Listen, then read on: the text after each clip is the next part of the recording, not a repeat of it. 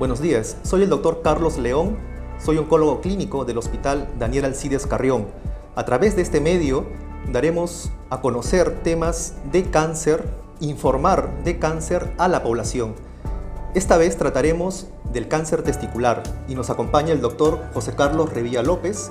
Él es médico oncólogo clínico de este hospital y especialista en tumores génito-urinarios. Buenos días, doctor. Buenos días, Carlos. Gracias por la invitación. Un gusto acompañarte y hablar acerca de cáncer de testículo a todos los que nos ven a través de este canal. Bien, empecemos por definir cuál es la función de los testículos y nos ayudamos de la imagen. Los testículos tienen dos funciones principalmente. Uno, produce una hormona que se llama la testosterona y es la hormona reproductora del hombre.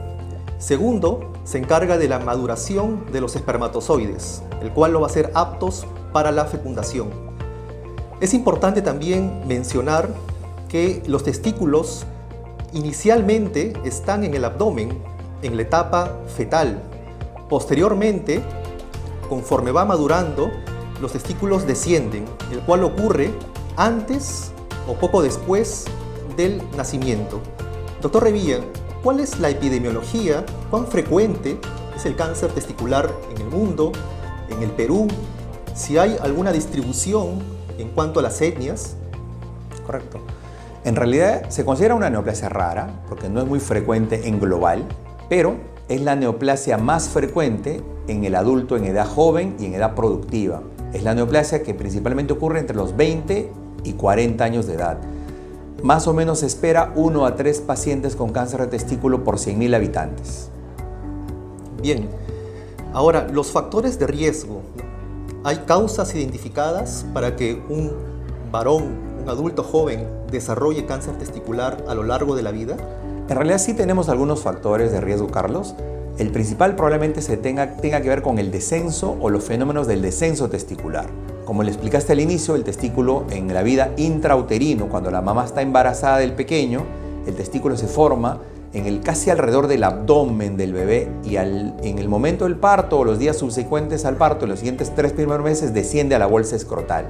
Estas alteraciones en el descenso testicular son las que generan factores como cáncer de testículo. Por ejemplo, el testículo en ascensor, el testículo que sube y baja o que se mantiene en la ingle. Esto lo denominamos los médicos con un nombre un poco raro que se llama criptorquidia y es un factor de riesgo para cáncer testicular. La hernia inguinal, el niño que nació con una hernia inguinal congénita o aquel paciente que tiene un hermano con cáncer de testículo. Eso es un factor de riesgo adicional, así como también la presencia de alteraciones genéticas congénitas como el síndrome de Down o los síndromes de Klinefelter que ponen un poquito más de riesgo para cáncer de testículo. Bien, doctor Revilla. A la actualidad, 2019, la teoría de desarrollo de este cáncer testicular se origina en 1970, cuando identificaron una lesión que la denominaron cáncer in situ, que significa cáncer muy incipiente. Se dice que esta lesión permanece o se origina en el útero, en el feto, y permanece a lo largo de la pubertad, de la adolescencia, y luego por factores hormonales, mutaciones genéticas, se desarrolla el cáncer testicular. Doctor Revilla, se han mencionado los factores de riesgo, se ha mencionado la teoría que se conoce actualmente sobre el desarrollo de este cáncer, de esta neoplasia. ¿Se puede hablar de que hay una causa específica en el cáncer testicular? A pesar que se ha investigado mucho en cáncer de testículo, todavía no se ha identificado el factor que condiciona el inicio del desarrollo de cáncer de testículo. Conocemos algunas cosas estadísticamente, el uso inadvertido de anticonceptivos durante la gestación, durante ya el periodo de gestación per se, podría ser, no lo sabemos a ciencia cierta, pero en realidad, a pesar de todo, todavía no hemos identificado el factor como sí lo tenemos en otras neoplasias, ¿no? Cáncer de testículo se presumen una serie de factores, pero en esencia no sabemos cuál es el causante definitivo, ¿no? Muy bien, doctor. Ahora pasaremos a describir los síntomas y los signos que puedan ocasionar este cáncer. Para ello es importante mencionar que el cáncer testicular, y nos guiamos de la imagen, tiene un patrón de diseminación. Inicialmente se origina en el testículo, luego por las vías linfáticas avanza a lo que lo denominamos ganglios retroperitoneales, que se ubican en la parte posterior del abdomen, en una segunda etapa. En una tercera etapa, el cáncer testicular avanza a órganos distantes, entre ellos el pulmón, el cerebro y el hígado. Doctor Revilla, en base a este patrón de diseminación establecido ya del cáncer testicular, ¿qué síntomas podría dar? El principal síntoma que el paciente refiere es el aumento del volumen testicular. Entonces recibimos en la consulta, lamentablemente, chicos, adolescentes, que refieren que el testículo en los últimos 3 meses ha duplicado o triplicado su tamaño. Chicos que tienen un testículo, vienen con un testículo de alrededor de 15 centímetros de tamaño. Y ellos creían en su inocencia de adolescente que era parte del volverse hombres, ¿no? El otro problema que ocurre también es cuando ocurren las masas abdominales, masas retroperitoneales. Pues el niño viene con una gran abdomen tumoral porque el testículo ha dado metástasis a esos ganglios. O el clásico paciente que llega a la emergencia con falla para respirar. No puede respirar porque el cáncer de testículo ha dado gran cantidad de metástasis en el pulmón y de esa manera es la historia natural de cáncer de testículo, ¿no? Bien, doctor. Al momento se han mencionado los factores de riesgo, los más importantes. Hay una teoría que explica el desarrollo de este cáncer. Hay síntomas y signos que nos pueden alertar. En función a ello, ¿hay medidas o qué estrategias a la actualidad se tienen en cuanto a la prevención? Correcto. En realidad, Carlos, hay 3 medidas importantísimas que tienen que conocer los actores muy importantes de la vida del niño: la profesora del colegio y los cuidadores del niño, la mamá, y por supuesto los médicos del primer y segundo nivel de atención. Estos se centran en tres características: aumento del volumen testicular. Recordemos que el testículo mide 2 a 3 centímetros y cuando aumenta su volumen es del tamaño de una aceituna, si lo queremos ver. Cuando aumenta su tamaño es un factor de riesgo que debe alarmarme. Cuando me duele el testículo, que no debe doler. Y lo tercero, cuando el testículo aumenta su densidad. Los médicos tenemos una mnemotecnia, un truco ahí, que decimos que el testículo tiene la densidad de mi nariz. Pero cuando se pone como la de mi codo, duro, implica que eso es un factor de riesgo y debo rápidamente acudir con un médico para informarle. Recordemos que el cáncer de testículo se disemina rápido, pero rápidamente también se cura si actúa inmediatamente. Es una neoplasia muy sensible a la quimioterapia y de las más altas tasas de curación que logramos en oncología en general. Muy bien, doctor. Ahora, nosotros como oncólogos clínicos, ¿qué herramientas disponemos para diagnosticar un cáncer de testículo y poder dar un tratamiento efectivo?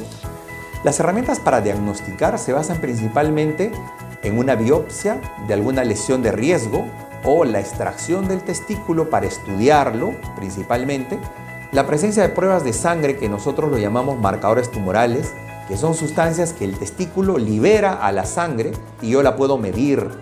Y lo otro son imágenes como la tomografía del tórax o el abdomen y la pelvis que me permiten identificar las masas y dónde se encuentran para poder hacer el estadiaje correcto del cáncer de testículo.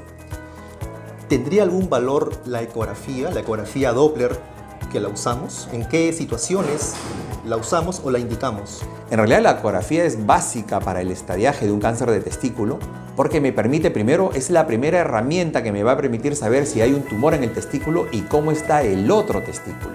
Entonces sí, la ecografía, Carlos, es una prueba fundamental dentro del estudio y diagnóstico del cáncer de testículo. Muy bien, doctor. Al momento, entonces, ya para ir culminando, ¿qué consejos usted daría a la población? Probablemente 3 consejos. El primer consejo es cuidar a los chicos o a sus hombres entre los 20 a 40 años de edad. Recomendarles que si tienen dolor testicular, aumento de volumen testicular o aumento de la densidad, de la textura del testículo, hay que acudir inmediatamente a un médico. Rápidamente al médico del primer nivel de atención y él sabrá cómo hacer el trabajo. Y la tercera idea es una neoplasia curable. Obviamente, si lo detecto muy avanzada, cuando haya tomado todos los órganos, igual la puedo curar, pero me va a costar más, va a ser más esfuerzo, el paciente va a sufrir más exposición a quimioterapia. Por lo tanto, hay que diagnosticarlo rápido y rápido referirlo a un centro especializado como nuestro hospital. Muy bien, doctor. Uno de los hitos en oncología y en el cáncer testicular ocurrió aproximadamente en 1974, cuando un oncólogo joven en aquella época, Lawrence Einhorn, en la Universidad de Indiana en Estados Unidos, probó el cisplatino, que es el agente de quimioterapia más usado probablemente en oncología y el cual demostró eficacia en los tumores de testículo. A partir de ahí se habla de la curabilidad del cáncer testicular. Bien, entonces, a modo de resumen, podemos decir que hay factores de riesgo en el cáncer testicular. Como mencionó el doctor, el no descenso adecuado de los testículos, alteraciones en cuanto al desarrollo del tracto genital masculino, principalmente. Los principales síntomas es masa testicular y probablemente u ocasionalmente dolor testicular asociado. Cuando se encuentren estos problemas, acudir al médico y llevarse un mensaje, que es una neoplasia altamente curable aún en estadios avanzados. Carlos, si me permites agregar una idea final, darles la seguridad que el Hospital Carrión tiene todas las estrategias necesarias para curar esta neoplasia y para diagnosticarla. El departamento de oncología dentro del Hospital Carrión tiene 16 miembros oncólogos en sus diferentes especialidades que brindan estas estrategias terapéuticas y que el paciente logre curarse en nuestro hospital. Simplemente esa idea y pues la prevención es la herramienta, y la prevención y diagnóstico temprano es la herramienta de más éxito en cáncer de testículo, ¿no? Muy bien, doctor Revilla, muchas gracias por compartirnos esta información. Gracias por su atención. Nos estaremos viendo el próximo lunes 27 con una nueva sesión, ¿no?, que se tocará el cáncer de mama. Gracias.